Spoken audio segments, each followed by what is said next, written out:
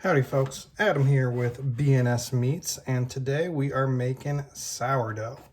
So there's about 5 steps in the sourdough making process. So first off, we need to make our dough, and then we are going to rest our dough. We're going to form our dough, we're going to chill our dough, and then we are going to cook our dough. So for this first step, in creating our dough, it's going to involve mixing all the ingredients and doing a series of stretch and folds. So for this first step, everything that you're going to need is you're going to need a sourdough starter, unbleached King Arthur bread flour. You're going to need Morton table salt, a knife or some sort of mixing utensil, scale, kitchen towel, mixing bowl, and natural spring water. Very important that you use natural spring water and not a different type of water. So what we're first going to do is mix all of our ingredients together. So we're going to be mixing together the starter, the flour, and some water.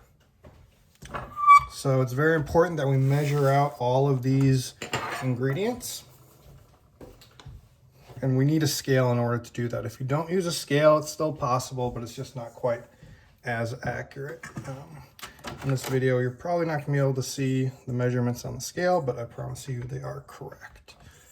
All right, so I'm going to throw our scale on there. And what we need to start off with is approximately 90 grams of starter. So when you get your starter, what you might find, depending on how long it's been sitting there, sometimes it gets kind of this white clear layer on the, or not a white layer, but a clear layer forming on the top.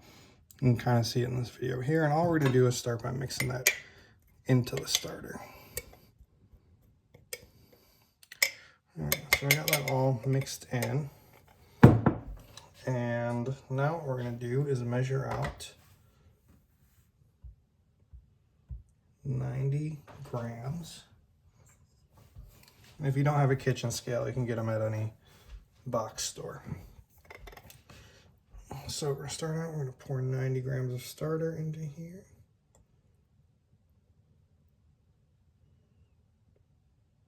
It's important that you try and be as accurate as possible. Keep in mind your average kitchen scale really isn't 100% accurate. If you're measuring in grams, it's probably plus or minus 2 or 3 grams as it relates to accuracy. So when you measure, if you're a little off, that's okay. So for me, it's reading 92 grams. So we're looking for 90. 92 is totally fine. If I was up at 96, I'd probably take some out and bring it down a little bit, but 92 is totally fine, in my opinion. And what we're going to do is we're going to tare the scale so it comes back down to 0. And we need 385 grams of, like I said before, this natural spring water. Sometimes if you use the different waters, a distilled water or purified water, something like that, it doesn't always turn out the same. So we're going for 385 grams.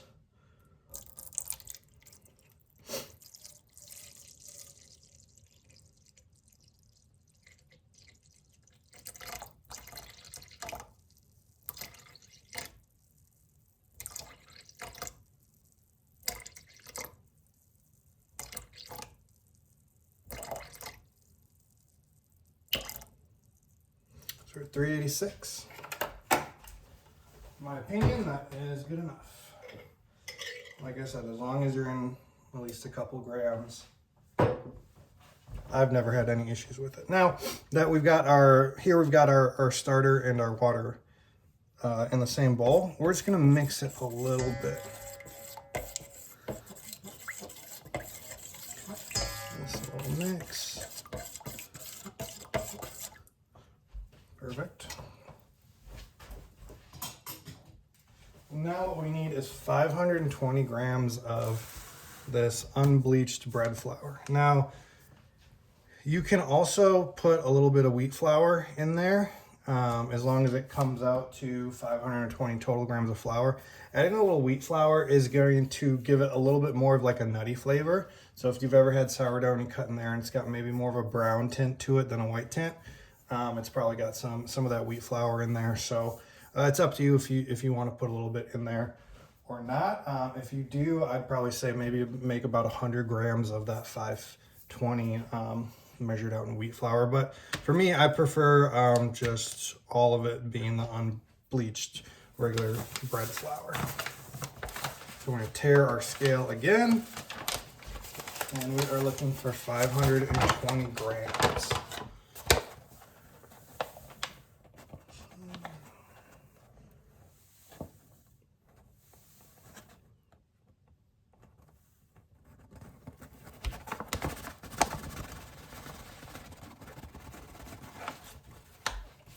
So I'm reading 522. Which is perfect. And now all we're going to do is mix our ingredients together. So I always like using a knife. I don't use spatula or a spoon or whatever. I just feel like, I don't know, when I use a spoon or some other utensil, I feel like I get a little more clumping. Maybe that's in my head, I'm not sure. But at this point we can get rid of the scale too. We're just going to give this a mix. It's not a real heavy mix. We're just trying to incorporate all the ingredients together.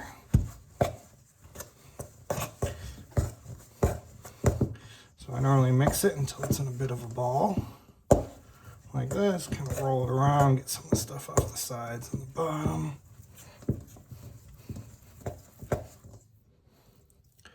And that is totally perfect. So now that the dough has been stirred together, we are just going to let it rest uncovered for half an hour. All right, so now that we've let our dough rest uncovered for half an hour, we're going to start our first set of stretch and folds, which stretch and folds are simply just grabbing a little corner of that dough or a little section, pulling it up, and folding it back into the middle, a little past the middle on top of itself. For this recipe, we're going to stretch and fold 8 times. So ideally, an eighth at a time. So by the time you're done, you've gone all the way around the dough. So we'll pull it up, drop it, turn it a little bit, pull it up, drop it, turn it, pull it up, drop it. Now, I normally just eyeball it. Maybe by the time I do my 8 stretch and folds, I've gone around 1.5 times. It just kind of depends on your preference. I've never had an issue with, not being precise at 1/8 of the loaf at a time. So you're going to want to wet your fingers a little bit. Then we're just going to kind of free up a little section here and just grab it, lift up, drop it in the middle. Try not to tear it. I tore it that time, but that's 1. Grab it. 2. I normally scrape off the sides there. 3. 4. 5. 6. 7. And 8. Like I said, in my opinion, you really don't have to be very precise with this. I just try to turn the bowl a little each time and pull up, try not to tear it, and drop it back down in the middle. Kind of scrape the sides as you're grabbing your corner, pull it up, drop it in the middle. I'm not very precise. It's up to you as you learn your sourdough technique on how you want to do it. So now that we've done 8 stretch and folds, we've gone all the way around the loaf, we are just going to let it rest uncovered for another half an hour. All right, so now that we've let our dough rest for another half an hour, we're going to add some salt into it. This is the only step where I actually measure something out, but we're going to add 1 teaspoon of salt.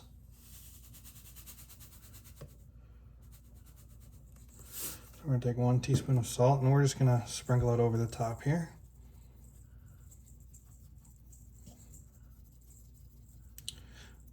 should say salt is the only ingredient I measure versus weigh. Now that that's sprinkled on top, I'm just gonna wet my fingers a little bit. I'm just gonna poke it in kind of like focaccia. So I'm just gonna poke in all this salt.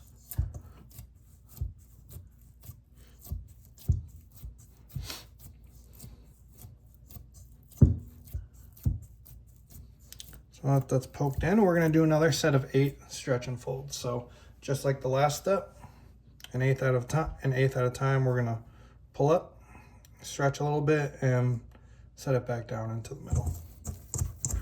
So we're gonna go 1, 2, 3, 4, 5, 6, 7, and 8. And we're gonna let this rest uncovered again for half an hour. All right, so now that we've let it rest for half an hour, we're gonna add another teaspoon of salt. Once again, right over the top there, sprinkle it in. And then we are going to wet our fingers, poke it down in there again like focaccia.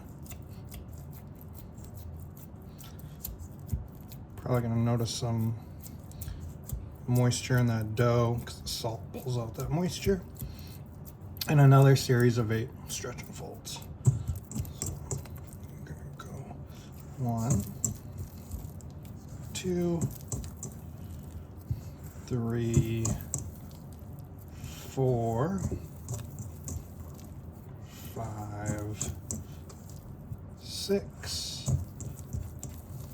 7, 8. And one thing I did forget to mention, if you want to incorporate something into this dough, like maybe some brie or some fruits or peppers or whatever the case may be, most of the time you're going to add that during the stretch and fold part of the dough making process. So now that we've got our stretch and folds done, all we're going to do is we're going to, at this stage, take our kitchen towel and we're going to cover that dough, and we're going to let this dough rest until it doubles in size. So what some people will do is they'll take a rubber band and, put it around the outside so they can see where it was before and how much it rose and stuff like that. It's a little more difficult to do when you have these tapered edges, right? Because it's obviously going to change as it tapers out. I just kind of eyeball it. Maybe in the beginning you can take a photo of what your dough looks like, and so you can get a rough idea when it doubles in size.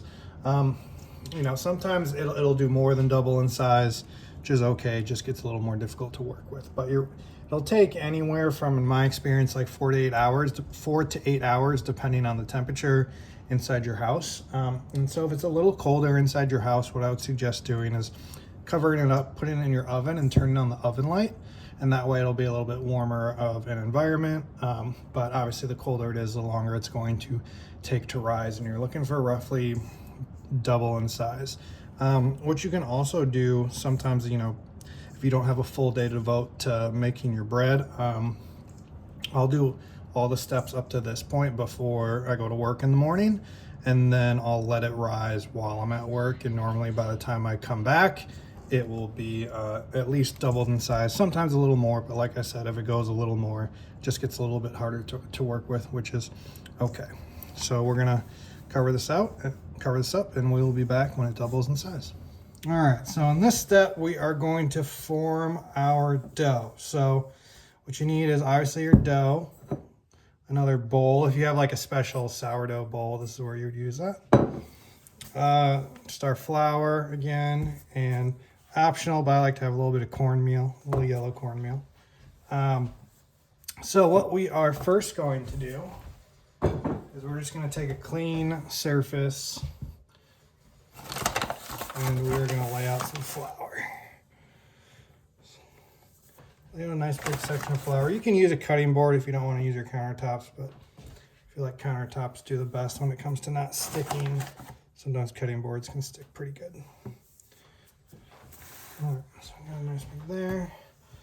And then here we got our dough, which has pretty much doubled in size. Like I said, if it doubled a little more, that's fine. It's just going to be a little bit harder to work with. And then we're just going to dump our dough out into the middle of our surface here.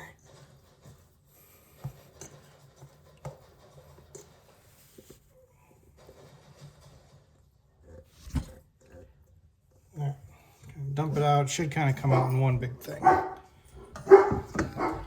Now what we're going to do, we're just going to take that same towel that we had over it before, and we're just going to cover it up on the countertop and let it sit for half an hour. All right, now that it's been 30 minutes, we can uncover our loaf, and we're going to take our towel and we're going to just put it into our container here, into our little bowl, because I don't have a fancy sourdough bowl. Actually, what we can do right now is take a little bit of flour. We're just going to put it down into this bowl. Just sprinkle it in there. All right. So now what we're going to do to shape the dough is we're actually going to push it out into like a 12 by 12 square. So we're going to push it out and then do a couple folds, shape it up a little bit, and then put it into our bowl over there. So what can really help here is if you take a little bit of flour and just sprinkle it on the top there. Depending on how long you let it rise, sometimes it can be more or less sticky. So we'll do that, and then we're just going to push it all out. And also, depending on how long you let it rise, it's going to have different amounts of bounce and spring to it. So this one's okay. It doesn't have to be exactly 12 by 12. You know, this isn't, in my opinion, an exact science. So we'll just get something like that. That seems totally fine right there. Okay, now what we're going to do is we're going to take each corner of the dough and we're going to fold it into the middle. Very similar to like the stretch and fold. So I always do kind of opposite sides first. So we're going to take one corner here, we're going to kind of pull it out a little bit and drop it in the middle. Take this corner over here, pull it out a little bit and drop it into the middle.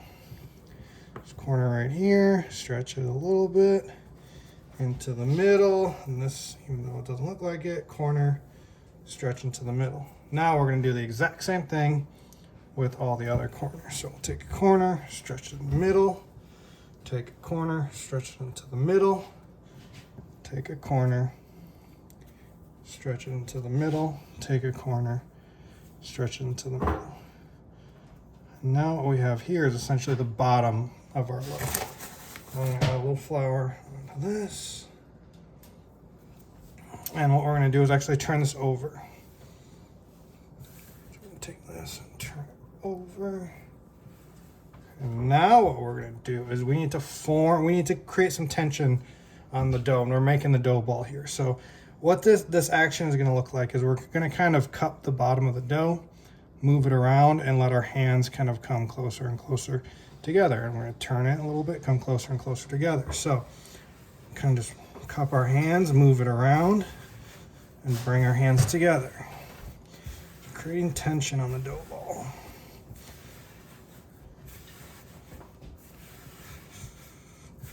So we're just cupping our hands, bringing them together. As you can see, it's kind of slowly looking more and more just like a ball of dough. Kind of just moving it around.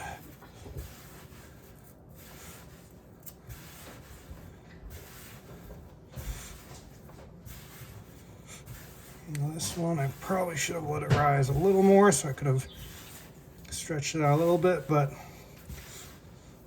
that's okay. We don't make mistakes here, just happy accidents.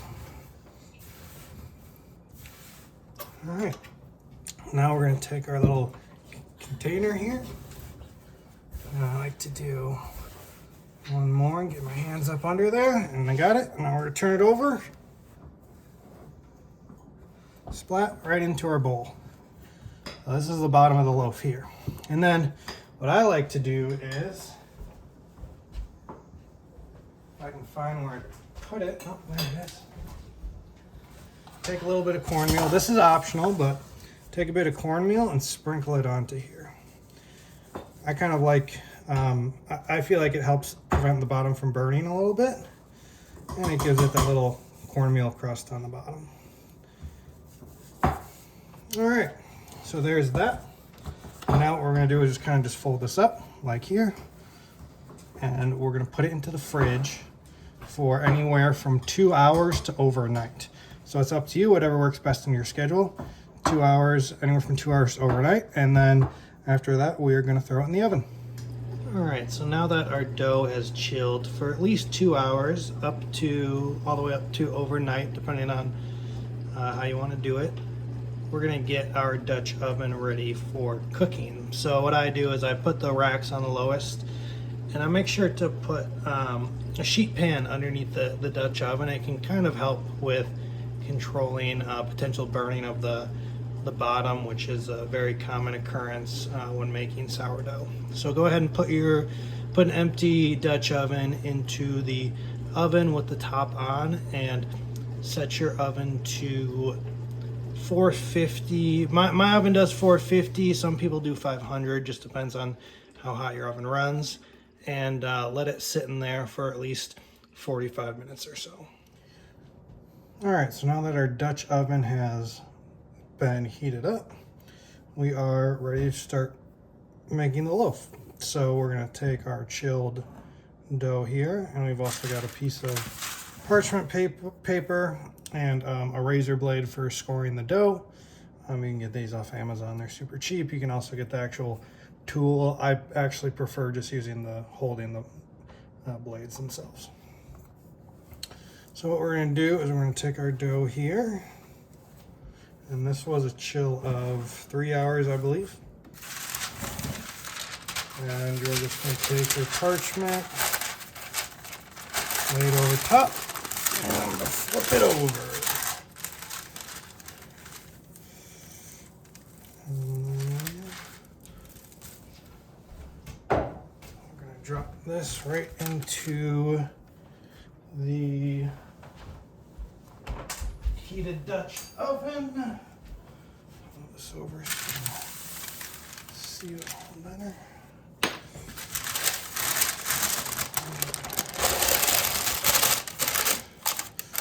Drop it right down in there. Be careful, so remember it is very hot. And then we're just going to score it right down the middle. So we're just going to take our blade.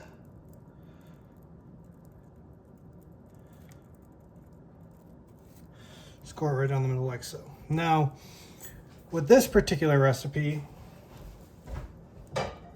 it expands a lot. The dough expands a lot in the oven. So it's kind of hard to make fancy shapes and stuff like that. If you do want to try and make fancy shapes with this recipe, I would suggest putting it in the oven uncut for about 7 minutes and then taking it out and scoring it however you want. You might be able to retain a little bit of the shape, but the dough does rise. This particular recipe rises a lot, so it's really hard to maintain a certain shape, especially if you're getting real fancy with little intricacies and that sort of thing. So now we're going to take this covered, we're going to put it into the oven. It's at 450, and we are going to cook it covered for 15 minutes. All right, so 20 minutes in, and we are going to take the cover off. So it looks like so far, and we're going to go another 25 minutes.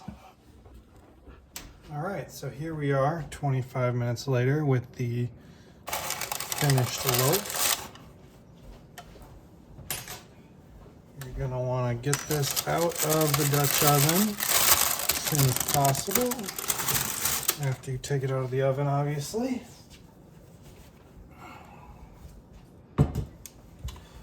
And then